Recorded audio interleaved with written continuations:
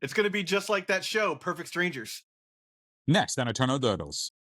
Stop, I need more stuff. Can you see I need more stuff? But now we go. Big shout out to all of our Patreon supporters. If you want to support the channel, you can go to patreon.com/EternalDurtles. In return, you'll get ad-free content and a bonus episode every single week. Thanks for watching. Hello and welcome to Eternal Durdles. I'm your host, Zach Clark, and with me as always, Phil Bleckman. Phil, how's it going, man? Zach, I'm in a donut shop, and I'm ready to talk about why Sensei's Divining Top, blah, blah, blah, blah. Yeah. Perfect Strangers reference, because we're going to MCCHICAGO, a Magic Con Chicago. We're going to be playing in the Legacy Cup. If you look at our Twitter and whatnot, we've posted our schedule, which is basically Legacy Cup on Friday, jamming Pre-Modern and Legacy on Saturday, and then, going home on Sunday. Maybe some pickup games and stuff like that. But if you're going to be at Chicago, definitely find us. Hopefully, waiting for them to show up, but we should have some new tokens and stuff like that, some stuff to give away. So if you find us, you're going to get some stuff, which is great stuff, as they say. So right now, the conundrum I'm having, Phil, is I'm trying to decide what deck that I want to play for the Legacy Cup, because I'd like to do good. I'd like to come home with the Legacy Cup. That would be wonderful if we could, what like 5 or 6 of these things. And we created this event, and neither one of us have even top-8'd it yet. Eternal Durdles is proud to be sponsored by Moxfield.com. Moxfield is the best deck building website on the internet. You can find all of my and Phil's decks in links below, including decks from this episode. And if you do, you'll be directly supporting the channel. Zach, I'm thinking Delver Breakfast. What are you thinking? Delver Breakfast is a possibility. Well, that's the thing, is now that I have, a good quantity of dual lands, I have access to almost every deck I want to play. I'm like maybe 1 or 2 dual lands off that I can like borrow from people and stuff like that. So, I'm in this world where it's like, do I want to play Cephalid Breakfast? It's a deck that I know well enough that I think I could do well with. Do I want to play Delver, a deck that like is my wheelhouse deck, and I've been jamming it online and it's going relatively well for me.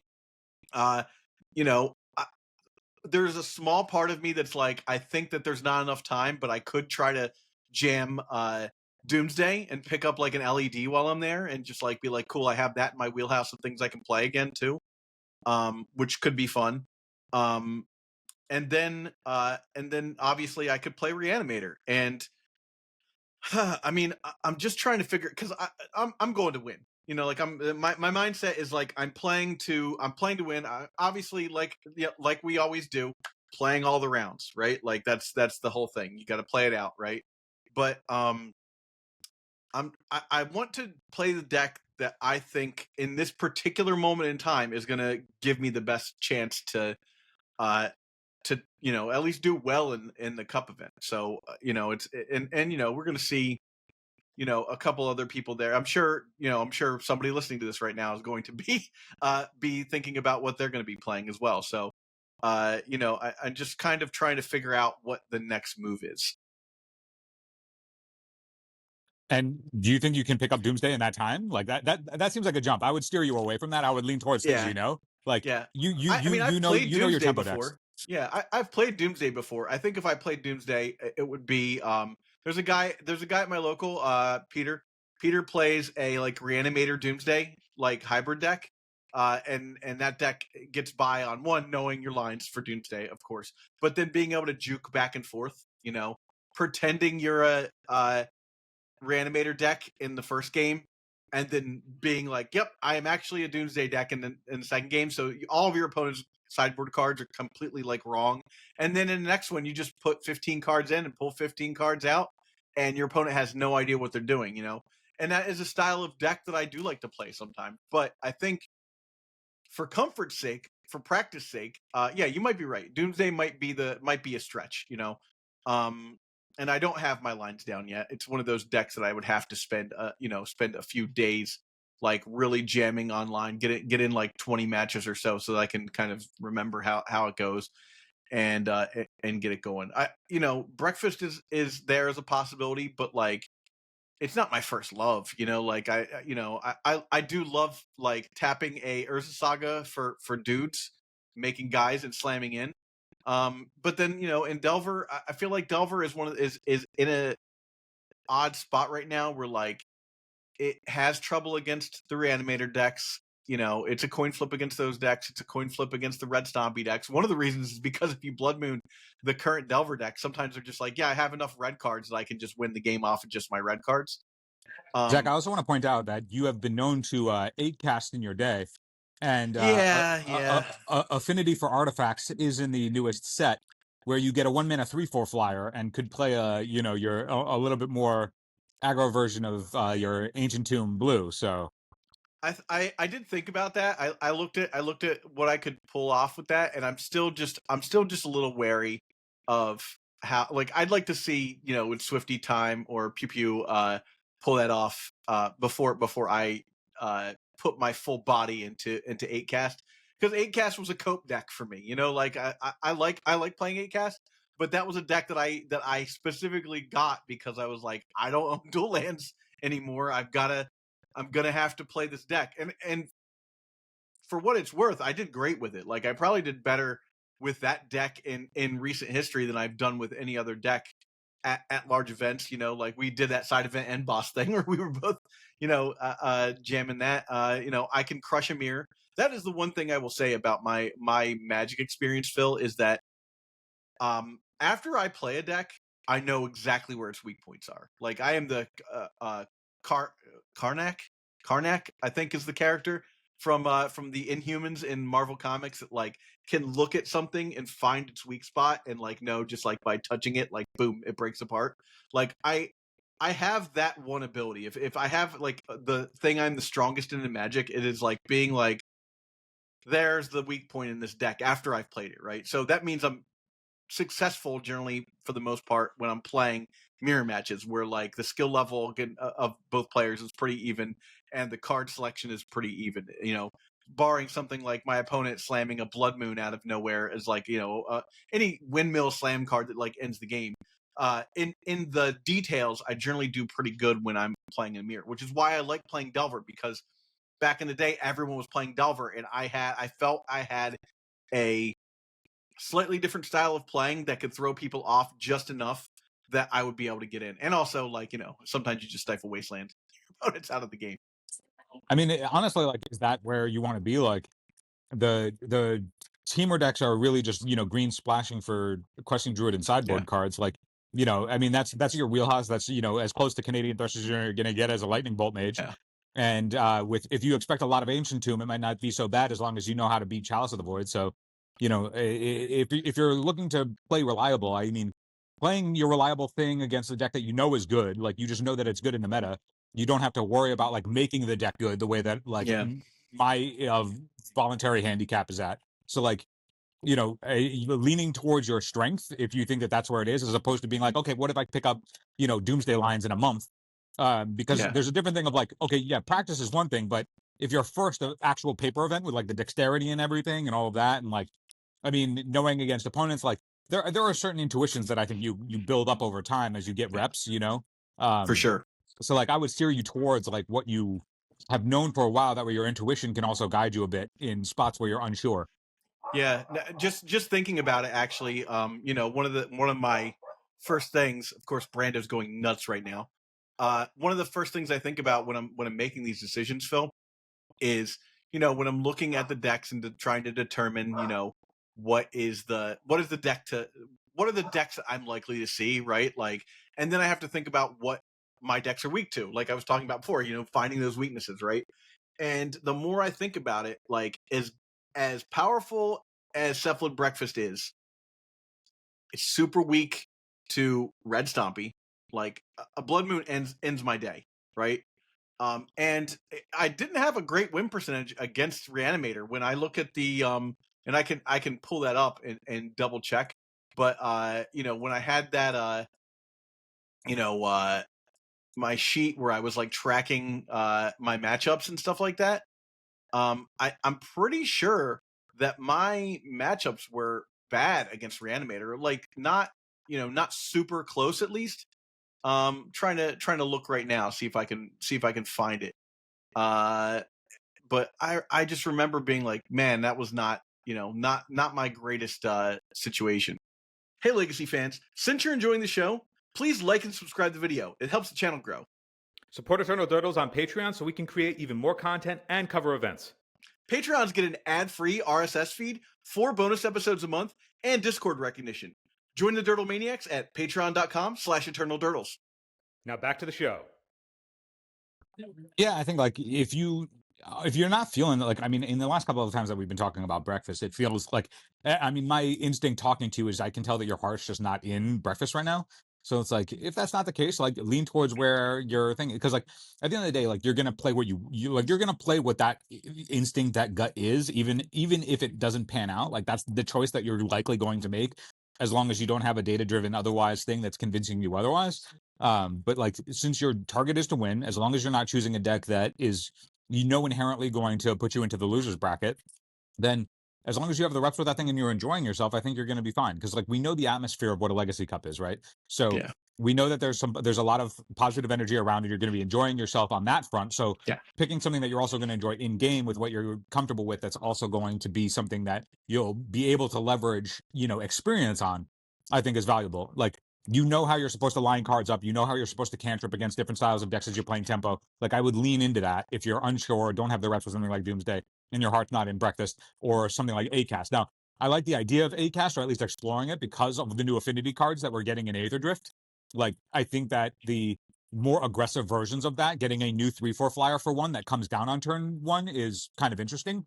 The fact that like you're out of bolt range when Temur Delver, or Blue Red's Green Delver is back at the forefront of decks that are going to be played. And I do think that like online, it's a certain percentage of supported Delver decks. When we go into paper, I expect like Temur Delver, Blue Red Splash, Questing Druid Delver to be way more popular than like people are just like naturally, like that is a deck that always shows up in high numbers. Yeah. Like the people like Days Wasteland in paper, so like you're gonna run into that. And if you think that you have more experience and can leverage your play better in a mirror against the vacuum that you're going to be running up against, or have a better plan for the mirror, then I think you're fine, right? As long as you're not folding to anything, and Delver is designed to not fold to anything, then I would steer you in that direction. Yeah, that's it's honestly not a terrible idea to just be like, just lean into the deck that I know I'm good. And obviously, like lean into the deck that you're good at, and then say, like it's just going to come down to whether or not I have these, the draws that beat Reanimator, draws that beat Eldrazi is my biggest concern. And I, like I feel like that's a deck that like we're gonna see. What's this 8 rounds? You're gonna see it at least once or twice. I think if in those spots, it's like if you need to adjust your board plan. I mean, you were talking. I think I just have to concede those matches that either I win them on the back of them being good, or not adjust my board to those decks. Like I can afford 2 losses. Zach, you were the guy who recently was getting all giddy because in pre-modern Stasis, you're like, I got the new sideboard tech, boys. Nobody's ever seen it. Now, I'm not going to spoil it because Lobstercon is coming. Yeah. But I mean, at the same time, like you're like, if there's something like that you can put into Delver that makes you feel like you have an edge and more confident in those matchups that plan's going to work, lean into it. Yeah, you might be right. I mean, Pop was the price progress was the card. I'm not worried about somebody finding out what my sideboard plan looks like for a tournament that I'm not playing until May. I might be on Pop in the board. I just like that plan because it's like you are actually a damage deck, and there are times when you're just like, oh, okay, like you're committing 1,000 lands to the board because you're playing in Stasis, so I might as well get you. Honestly, I don't think that card solves the problems that Stasis has. To go off on a tangent about a pre-modern deck, because the decks that are good against you are like Goblins, which is just mono red, nightmare stuff. Same thing with Sly. Decks that don't have a lot of, you're not solving any problems there. Like you're gonna beat the decks that are greedy on their mana base and stuff. So I'm just saying that, like, if you think that the Stompy decks or the Eldrazi decks or whatever, it's like, well, those decks all lean on Ancient Tomb. Mm-hmm. So, I mean, there are ways to, like, Delver has been playing against those style of decks for the entirety that they've ever existed. Yeah. I don't think you need to fold those matchups. No. Like, yeah, I actually, I've been recording matches for the last couple of weeks, just like trying to get better at the quote unquote streaming end of things, and eventually I'll try and drop some stuff. But I just had a match where I played against Eldrazi, and I had the pop in my hand the whole time, and my opponent just like they finally got to the point where they were like taking life totals and stuff, and I forget what they did, but I think I had 2 bolts in my hand and was like waiting to like get them low enough, and they just like chalice on one me, and I was like, ugh. But that's that's one game.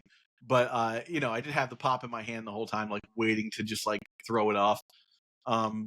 Yeah, I Yeah. mean, you got to be, to some extent, you still got to be a meltdown gamer or whatever to Yeah. deal with Chalice of Void. Chalice is going to be a card that shows up. Like, Oh yeah. it is not an unpopular card anymore. Like, the fact that all of the white cards are way down. So like the only deck that's really packing Prismatic Ending is some number in the Bant-Nadu decks, maybe Encephalid Breakfast, depending on what they're expecting to play against.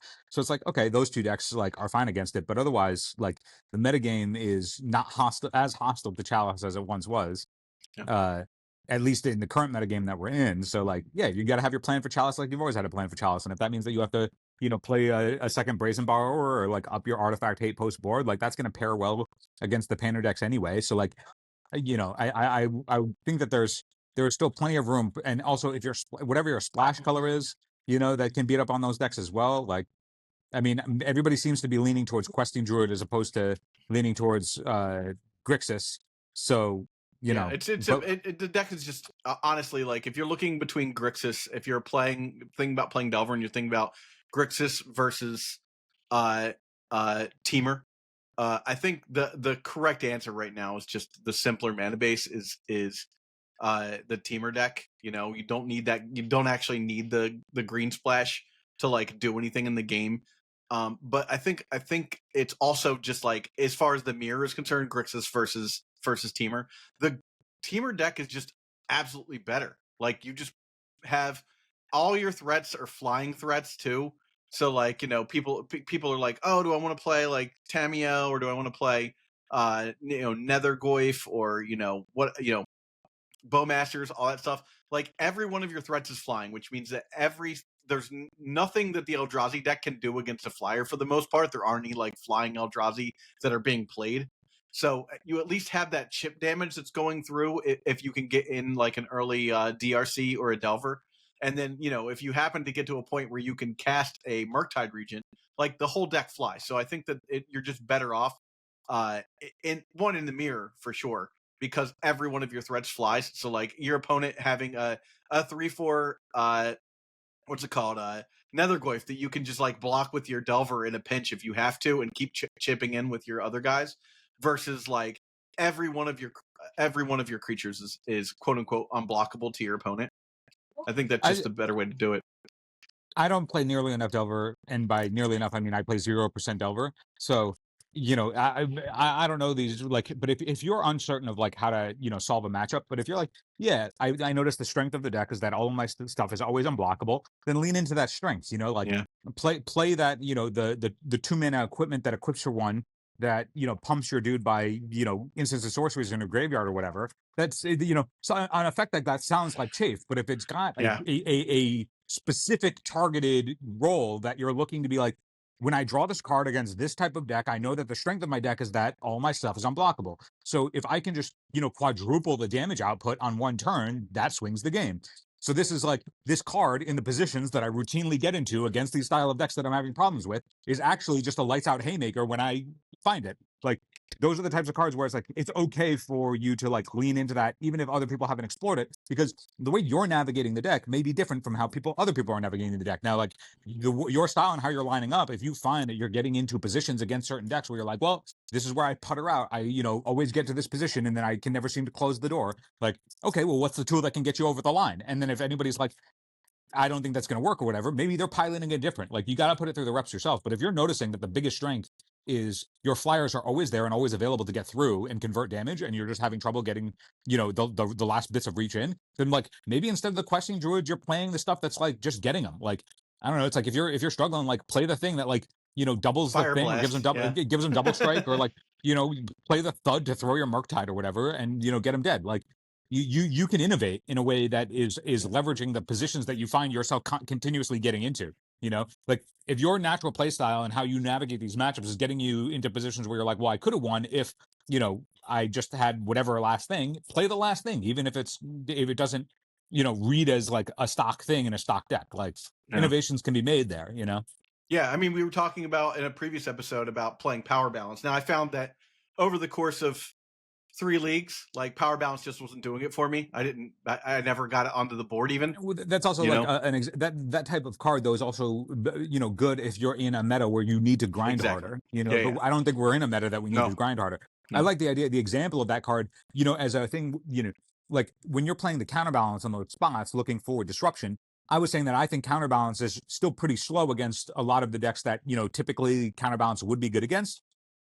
Because a lot of the combo decks are Ancient Doom decks or creature decks that play Cavern of Souls. So like it's just not as strong necessarily as Power Balance might be in that slot, in which case that slot is looking to go against other decks that are looking to grind. You wouldn't bring it into the same spots that you've been counterbalancing. Yeah. They're looking to do different things, even though they pay homage to the same type of card and Well, I was gameplay. playing They're it doing main different deck, just because mostly because my whole stance with taking that one of card and playing it main deck was I wanted to stress test it. I wanted to make sure that like over the course of several games, I would always have it for at least one game. If I thought like, oh, this is a bad sideboard card or whatever, I would at least be able to look at the very first game and be like, was this a card I even cared about at all? It goes. Like I think that there's something if you don't need like let's say you're like okay, questing druid is just not pulling its weight the way that I want it to, and I'm looking for some sort of card advantage, and it's like if I get rid of the green splash, then I can play the Thundering Falls that I was looking at. That gives me an additional red source, so I can put counterbalance in that spot, and counterbalance is doing card advantage potentially the same way that questing druid was trying to be. Now it's not necessarily an additional threat, so maybe I move around and play like additional chain lightnings or what have you, but like whatever those slight tweaks are based on the style of gameplay that you're looking to play. But if you're like, look, man, I'm having trouble against Ancient Tomb. I need to solve that problem. Then, like, it's okay to dig deep. Like, I'm trying to think. Glamring, Lord of the Rings. There's the Glamring card. Yeah. Glamring. So, like, that's another one of those cards that like gives first strike and pumps your dude by a bajillion or whatever. And it's like that costs. It's like if you just like tap 3 mana and get them, like that seems pretty good. Another card that I've always like had in my back pocket is like something that I would tell you at some point for blue red whatever when you're playing it. If you need to like grind Pike? Runechanter's Pike is the Glamring's, inspiration, right? But like also like have you like another card that is good in pressing damage and also filtering draws or whatever is Royal Scions that's never been really tested before in meaningful ways. Yes, like Royal Scions. That's 3 mana. That is a pump effect, right? Like if you're like, I constantly get in with chip damage, and that thing can filter your draws against some things, and like it's like okay, I mean it's a 3 mana spell, which isn't as good, but if you're like these games are going where we're developing to an extent, I don't know what the games actually like look like against Ancient Tombs and like where your sticking points are, but like there's plenty of options for like what you can do in those spots, and I think that like wherever you're at, I think there's still room to play that because you're playing a deck that is it is structurally inherently strong. So if you just need to like, be the meme where you brewed a deck and it's Delver, and that brew just happens to be, because you brought in some weird sideboard tech that is meant for specifically this one position that you find yourself constantly getting into, I think that's totally reasonable to lean into it. And if anybody's like, this is trash, I don't understand it, like, well, they're not getting in finding the positions that you're finding in the same way, like, and they may be piloting different. Like, it's like the one aspect of like, it's always interesting for like the stock decks being stock. It's like, well, the stock decks being stock are good if you're playing with hammers, so the cards play themselves. But if you're playing with stuff that's positional, well, then you got to play to those positions. Yeah. The other deck, Phil, that I was looking at that like really really intrigued me was again like we were talking about Bosch and Roll's video with the Pokemoki like tempo Dimir deck that plays Kaito. That deck looks good and fun. Like I just I don't own Kaito, so I'd have to like shell out money for Kaitos. But that looks like the like right in the wheelhouse of the style of deck that I like to play, where I'm like, okay, like I get to play like I get to have that control aspect, but I also still get to play tempo. I'm playing Days, I'm playing Wasteland. You don't. I think that deck eschews Delvers for Tameo because like you can get value that way. So that's a deck that I've looked at as far as seeing it interesting, and I want like one of the better like things I saw is like, oh well, what does Kaito even do? Apparently, it's like a -2 to like double stun something for a turn, like sleep them basically. And I watched that, like I watched Bosch like get out of a reanimator problem by being like, yeah, I'll just tap your reanimate target. Yeah, And that ability. I remember a while back where like I was fiddling with those types of stun effects Mhm. when Uro was everywhere. Yeah. Because I was like, if you don't have Source to Plowshares or an Exile ability, like getting rid of the Uro doesn't actually do anything. They just recast it and then get all the value anyway. Oh. But it's like, but I was looking at things where I was like, but if you can lock it and keep it on the board somehow, I was looking at like like those enchantments that like Stasis never is a let hell of a it drug. that like never let something untap, or like it's like this thing can't attack, or it's like Yeah. some sort of like thing like Just that, like cast pacifism. essentially like looking at stuff like that. Well, it's like he still Yeah. gets the attack trigger, right? So Yeah. but yeah, so like the stun effects in those positions, it's like, oh yeah, like they have an Archon, but then it's like, well, if you tap it down, right, so they can't reanimate it again, that's actually pretty good if you can continually, and Kaito's ability over and over those turns, like being able to tick up and then tick back down and effectively just keep something locked down while Yeah. pressing advantage. Yeah, the card's very good. And being able, the cool thing that he did at one point was like he ended up drawing another Kaito, so like he could attack him with the Kaito, use its ability, and then or use its ability, attack him with the Kaito, and then play the other Kaito, use its ability, and then it was very cool. Like that play sequence to me looked like the exact kind of value engine, like almost like a Strifo pile kind of value engine that just like felt so cool. And then of course like who doesn't love drawing cards with Tamio? Like that card's sweet. And if you're playing a lot, like the deck was playing like Baleful Strix and stuff like that. So if you're playing a lot of creatures, you're overloading your opponent's removal, and you're getting to that point where you're like, okay, like I can stop. It played 6 main deck forces, so it was on top of the Force of Will situation, and like the deck is solid against decks that like you want to stop in the early game. I don't know, that even might be tech that I want to pull over into Delver if I play it, is like running 6 main deck forces seems like a really smart plan in this meta. Yeah, that's what I'm saying. Like we're talking about the metagame in like we have a grasp on it, man. We talk about the Magic a lot. So like if your instincts as you're looking at this meta and like how you're envisioning how these patterns line up, like, and that same thing for anybody who's listening, right? Like we go through these metas and you listen to all the stuff about everybody talking about all the various metas and whatever, but like you also have gameplay experience. Like what feels right and what feels wrong, and like that's probably not aloof if you're not playing unfocused trash. So that means that's everybody but me. So like I think like if you're like my instinct is doing this one thing, like lean into it and articulate why. And if you can articulate why, and then the positions that you want to play to, then when you sit down, you just have to have like the calm groundedness and awareness to be like, okay, this is the position that I'm playing to leverage the tool that I chose to play. Like I need to get to this position, and if for some reason we're not getting to that position and I need to audible, I'll audible. But like if you can have a macro look at what those positions are and play to them, then you'll be able to like leverage those cards in ways that otherwise are a little bit worse than they otherwise would be. I mean, you've played a ton of Infect, man. Like that like you in spots you have to get every inch out of every card you possibly can, and that means that you have to play in spots where you can get those leverage points. Yeah. And if that involves like, okay, well, I've noticed that when I play, I find we are always getting to this position against Painter or this position against Eldrazi or whatever it may be. What is the card that can solve that problem to get me over the hump? And if that's a haymaker, like if it's like, for me, sometimes it's like, oh, against Painter, like they just fold to a Wrath of the Skies if they're not thinking about it. Maybe I have to play one of those. But like for you, if it's like, look, I just need a fling so I can throw my dragon at them, then throw your dragon, man. Yeah. All right. Yeah. Well, I mean, this is food for thought. Anybody in the comments section that has some ideas, if you have opinions about what I should play, for sure hit me up about that. But what are you going to MC Chicago? And if you're not going, what would you be playing right now? What do you think based on the metagame that you would be playing right now? And with that said, we'll catch you on the next one. Hey, if you enjoyed this episode, hit the subscribe button. It grows the legacy content ecosystem we all love by relaying to the platform that you are part of our passionate community. And to go even further, click the links for subscription or to support directly via Patreon to help us create more content for you. Patreon supporters get 4 exclusive extra episodes per month. If you're listening on an audio platform, head over to patreon.com/eternaldurdles. Thanks so much for your support. We'll see you in the next one.